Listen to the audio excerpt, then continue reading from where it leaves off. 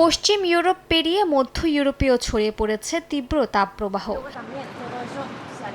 হাঙ্গেরির রাজধানী বুদাপেস্টে তাপমাত্রা ৩৮ থেকে ৪০ ডিগ্রি সেলসিয়াসে পৌঁছেছে, যা আগামী কয়েকদিনে আরও বাড়তে পারে বলে পূর্বাভাস দিয়েছে দেশটির আবহাওয়া বিভাগ।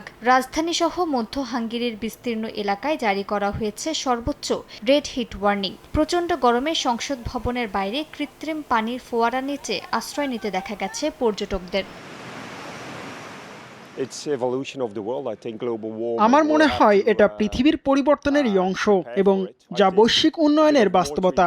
আমাদের এ পরিস্থিতির জন্য প্রস্তুত হতে হবে। আমার কাছে মনে হয় শীতাতাপ নিয়ন্ত্রিত যন্ত্রের চেয়ে মিস্টিং ব্যবস্থা ভালো, কারণ এটি পৃথিবীকে আরো গরম করে না। তবে হাঙ্গেরির মতো স্থলবেষ্টিত একটি দেশকে এখন থেকেই ভাবতে হবে আগামী 10 থেকে 20 বছর কিভাবে এই পরিস্থিতির সঙ্গে মানিয়ে নেবে।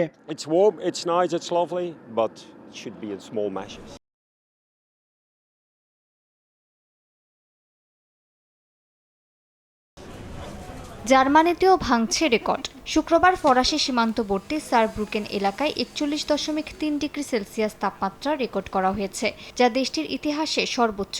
শনিবার বার্লিনে তাপমাত্রা পৌঁছায় ৩৮ এবং ফ্রাঙ্কফুর্টে ৩৯ ডিগ্রি সেলসিয়াসে। পরিস্থিতি মোকাবিলায় নগরীর বিভিন্ন স্থানে ওয়াটার ক্যানন দিয়ে পানির কুয়াশা ছেটানোর উদ্যোগ নিয়েছে বার্লিন পুলিশ।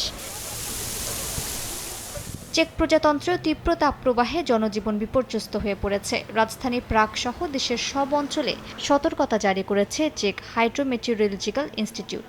অতিরিক্ত গরমে স্বাস্থ্য ঝুঁকি এড়াতে প্রয়োজন ছাড়া বাইরে না যাওয়া, পর্যাপ্ত পানি পান এবং সরাসরি রোদ এড়িয়ে চলার পরামর্শ দেওয়া হয়েছে। ইতালিতেও তাপদাহ ভয়াবহ রূপ নিয়েছে।